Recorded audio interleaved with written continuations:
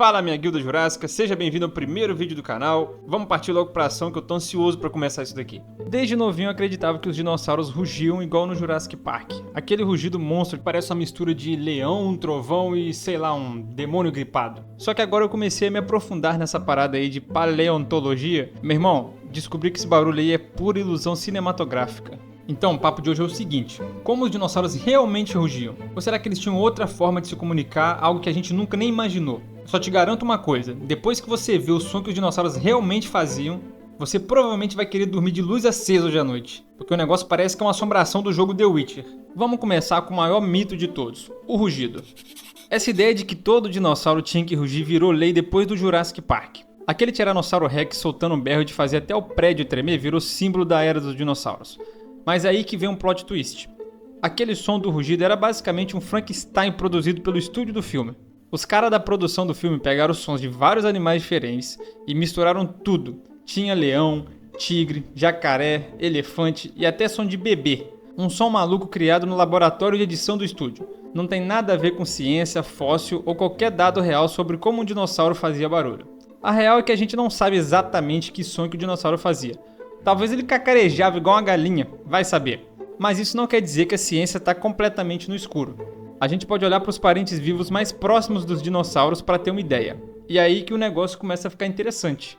Para entender o som dos dinos, o segredo está nos bichos que estão vivos até hoje, como as aves e crocodilos. Eu sei que é uma evolução meio broxante, né? Antigamente o Tiranossauro Rex era o final boss do reino animal e agora ele é aquele monstrinho level 1 que a gente farma no começo do jogo. Mas a verdade é que as galinhas e os jacarés são tipo os primos distantes dos dinossauros.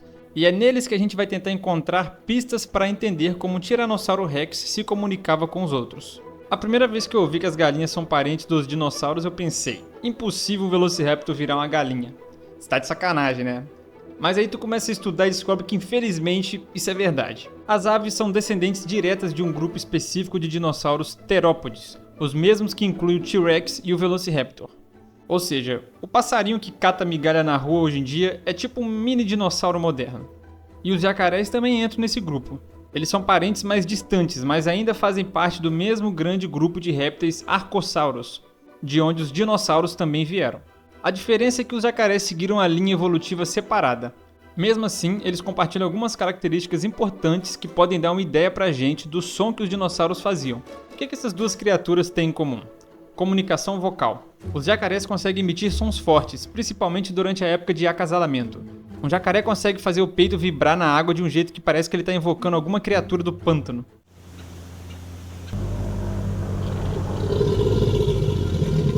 E as aves, então, conseguem produzir uma variedade de sons maior ainda. Elas cantam, piam, gritam e até conseguem imitar pessoas ou sons específicos.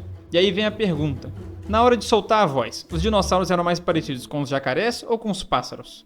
A resposta é: depende do dinossauro. Um Triceratops provavelmente não se comunicava igual um Velociraptor.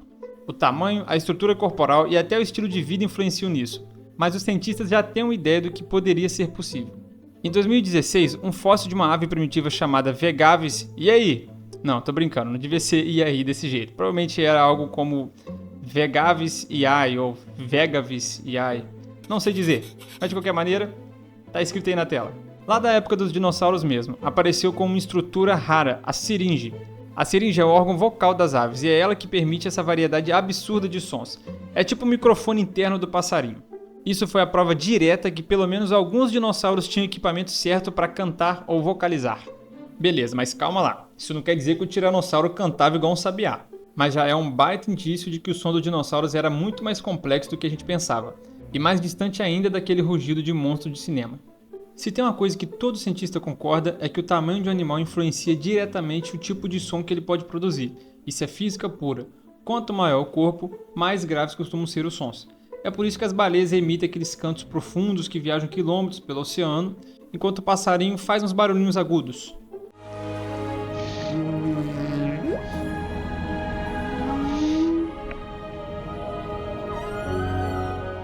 Agora pensa no Argentinossauros, e isso não é o nome de quem mora na Argentina. Isso é aquele dinossauro colossal que pesava mais de 70 toneladas e devia ter 100 mil de HP. Tu acha que um bicho desse ia soltar um gritinho fino? O mais provável é que ele fazia sons graves, pesados, que provavelmente a gente nem escutaria direito. porque podiam estar numa frequência abaixo do que o nosso ouvido consegue captar. Isso é o chamado de som infrassônico. Ele é tão grave que o ser humano não ouve, mas ele vibra até o ambiente. Elefantes e até alguns tipos de baleia usam isso para se comunicar a longas distâncias, e é exatamente isso que os cientistas achavam que os dinossauros maiores estavam fazendo. A ideia é que esses sons não serviam só para assustar ou marcar território, eles também ajudavam a manter o grupo unido, avisar sobre perigos, chamar parceiros e até reconhecer membros da mesma espécie, como se fosse um chat da guilda no RPG. Não era só gritaria sem propósito, tinha toda uma função social ali. E outra coisa, muitos dinossauros tinham estruturas bizarras no crânio, tipo cristas, tubos ou câmaras internas. O exemplo mais famoso é o do Parasaurolophus, aquele dinossauro com a crista enorme que parece uma corneta. Os paleontólogos achavam que ele usava essa crista para amplificar os sons, como se fosse uma caixa de ressonância natural. Os caras fizeram até simulações de computador com base nos fósseis do crânio do Parasaurolophus. O som que saiu era grave e tinha um pouco de eco. Era tipo o som de um trompete distante.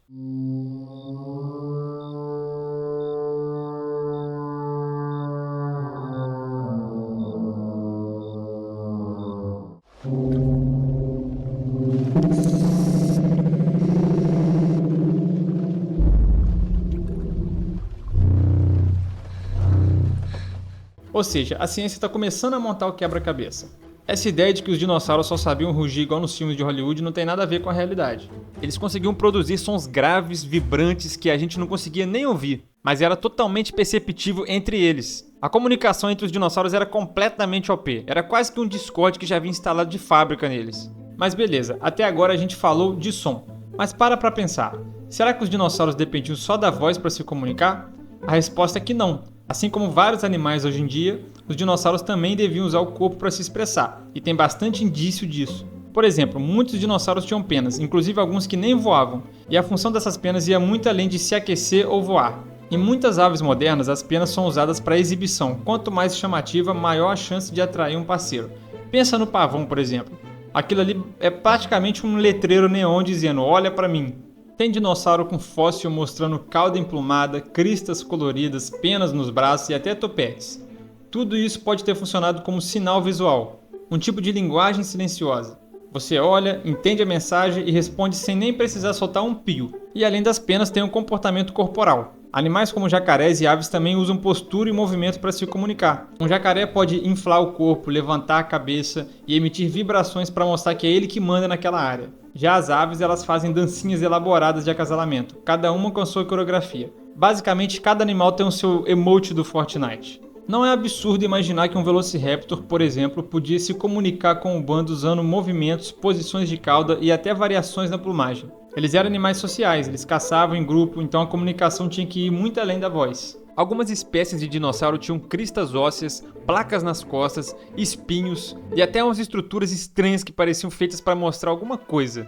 Tinha algum objetivo ali, e a hipótese mais forte é que essas estruturas ajudavam na identificação visual entre indivíduos da mesma espécie ou para intimidar rivais. Se um dinossauro tinha um capacete gigante na cabeça, tipo o Pachycephalosaurus, não era só um skin diferente que ele tinha no jogo. Aquilo podia ser parte de um ritual de demonstração de força, assim como os carneiros modernos se batem com a cabeça. Talvez esses dinossauros também usavam o corpo como meio de comunicação. Resumindo, o som era só parte da história. Os dinossauros tinham um arsenal completo de comunicação, e isso inclui cor, forma, movimento e postura. Cada um deles mandando um recado diferente para o ambiente e para os outros que estão ao redor. Depois de tudo que a gente viu até agora, dá para entender por que essa pergunta não tem uma resposta única.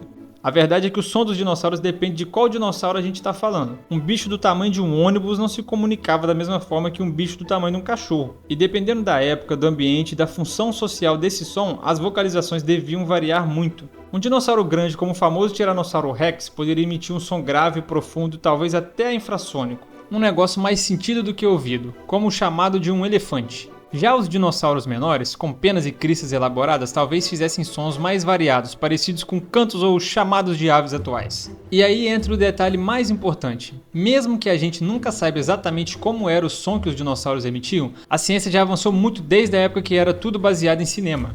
Hoje, com os fósseis preservados, com as comparações com animais vivos e simulações de computador, a gente já pode afirmar com certa segurança que o som real dos dinossauros era muito mais complexo, variado e surpreendente que os filmes mostraram. No fim das contas, eu acabei aprendendo que a gente deve questionar um pouco mais a ciência que a gente vê nos filmes, mesmo que pareça algo bem convincente igual a gente vê nos filmes como, por exemplo, Jurassic Park. Um filme que todo dinossauro basicamente solta um rugido monstro, foda pra caramba.